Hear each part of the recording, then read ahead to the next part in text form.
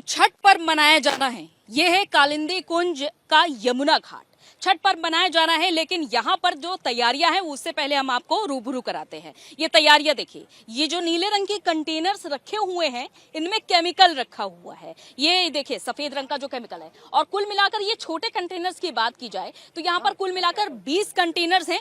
और ये यहाँ पर देखिए कुछ टंकियां भी हैं, बड़ी टंकियां भी हैं यहाँ पर, पहले से ही यहाँ पर जो रख दी गई हैं बड़ी टंकियां हैं। और अब सवाल ये उठ रहा है कि इन टंकियों को जोड़ा गया है आपस में, एक दूसरे से इन टंकियों को आपस में जोड़ा गया है। यहाँ पर देखिए तमाम बीजेपी के जो सांसद है वो इस पर अब सवाल उठा रहे हैं कि आखिर ये जो केमिकल है ये किस तरह की तैयारियां हैं, क्योंकि इन्हीं केमिकल को अब यमुना नदी में घोला जाएगा। ये बार बार आरोप, ये देखिए बार बार इस पर सवाल उठाए जा रहे हैं बीजेपी की ओर से कि इस केमिकल को अब यमुना नदी में घोला जाएगा। जो ऊपर आप सतह पर पहले ही फोम देख पा रहे हैं, पहले ही वहां पर फोम है चारों तरफ, तो ये पहले ही एक बड़ी असुविधा यहाँ पर थी। जब महिलाएं यहाँ पर आती थी तो उनको असुविधा का सामना करना पड़ता था। इसी गंदे पानी में, इसी यमुना नदी के गंदे पानी में उन्हें डुबकी लगानी होती थी, सूर्य को अर्घ देना होता था, डूबते सूर्य को अर्घ देना होता था, उगते सूर्य को अर्घ देना होता था। लेकिन अब आप देखिए कि पहले ही यहाँ पर चारों तरफ गंदगी नजर आ रही है।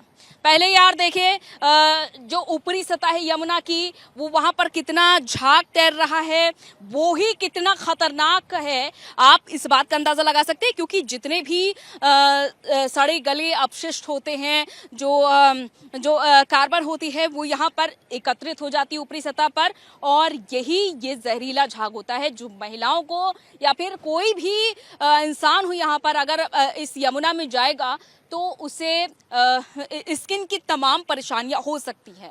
इस बात की शिकायत हमेशा से महिलाएं करती आई हैं। और सबसे बड़ी बात, 2 साल के कोविड काल के दौरान महिलाएं छठ पर्व नहीं मना पाई थी, इस उत्सव को नहीं मना पाई थी। आपको जाहिर तौर पर बताते चले कि जो दिल्ली में तमाम जो बिहार के लोग हैं वो इस पर्व को मनाते हैं, पूर्वी उत्तर प्रदेश के लोग छठ पर्व को मनाते हैं। तो छठी मैया की पूजा करने के लिए यहाँ पर महिलाएं जब आएंगी तो उन्हें इस तरह की असुविधा का सामना करना पड़ेगा।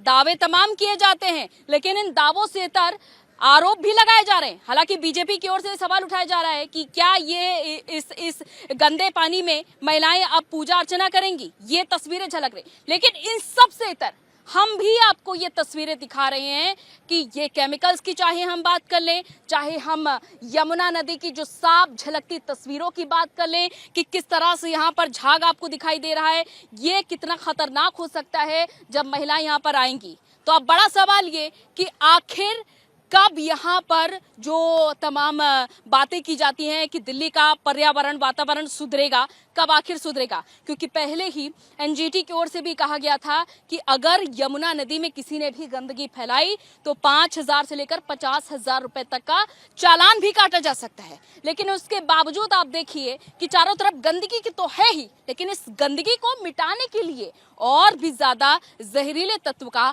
इस्तेमाल किया जा सकता है। जो ये कंटेनर्स हमने आपको दिखाए, और यहाँ पर पीछे आपको ये बड़ी टंकियां भी दिखाई दे रही हैं। अब आप इससे अंदाजा लगा सकते हैं कि ये कितना खतरनाक और भयानक दृश्य साबित हो सकता है उन तमाम लोगों के लिए जो छठ पर्व का उत्सव बहुत ही खुशी के साथ मनाने आएंगे। लेकिन ये एक मजबूरी भी मानी जा सकती है, क्योंकि यहाँ दिल्ली में और कोई उपाय भी नहीं है।